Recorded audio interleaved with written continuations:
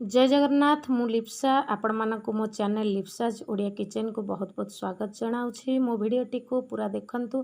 भिडटी भल लगिले like share subscribe करेंगे, comment माध्यम रे जणाइबे मो भिडटी केमिति लागिला। चलंतु आज भिडटी स्टार्ट करवा। कढ़ई चढ़ेली, कढ़ई गरम हो गला, तेल पकेली। तेल एठी नहींची मु मस्टर्ड ऑयल नहींची। तेल देखंतु गरम हो गला। तेल गरम भलसे पूरा भलसे हाँ सुखिला लंका पकईदेली। 3टी सुखिला लंका नहीं। जीरा पकेली, जीरा भलसे फुटी गला। जीरा फुटला परे टिके खेले माने खड़िका मारिदेवे। जीरा फुटले पियाज पकईदेली। पियाज पूरा भलसे माने भाजी ही नथिबो, टिके भाजीबा, लाल करवानी।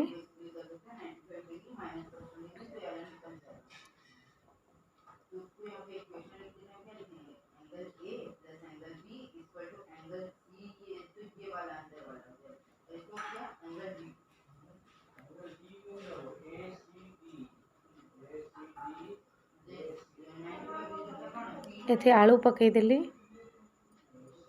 आलू देखंतु 3टी मीडियम साइज रो आलू नहीं थी।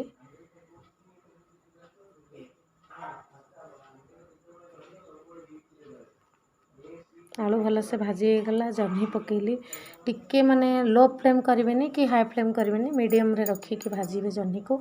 आ जह्नी रे आलू सॉरी जह्नी आलू रे लूण पकई नथिबे। लूणटा परे पकेबे कहीं जह्नी रू पानी बाहरी जाए। एठी बादाम मंजी रहा आमर सुखिला लंका 3-4टी, आपन जो हिसाब रे लंका राग खाउथिबे। आ जीरा 1 चामच, आ पियाज 1 पियाज मीडियम साइज पियाज 1 ताको पेस्ट करदेली। एबे जह्नी आलू आमर फ्राए हो गला भलसे। से लूण पकेली, लंका गुंड पकेली, जो हिसाब रे आपन राग खाउथिबे सेमती। हळदी गुंड 1 चामच पकेली, ताको भलसे मिसई नेबा। भलसे भाजी हो गला परे आलू भी सिझी जाइए, माने ढकी देली। ढकेला परे आलू भलसे सिझी गला।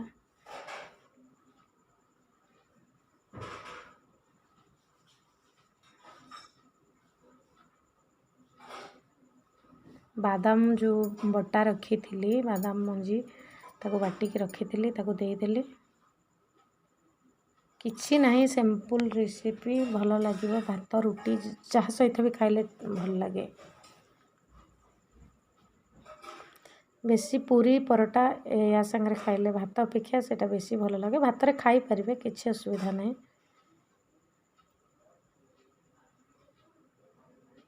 मिसई देली। तापर जो जार को धोईकी से जो थिला से बादाम ताको देदेली। घोड़े दबा एबे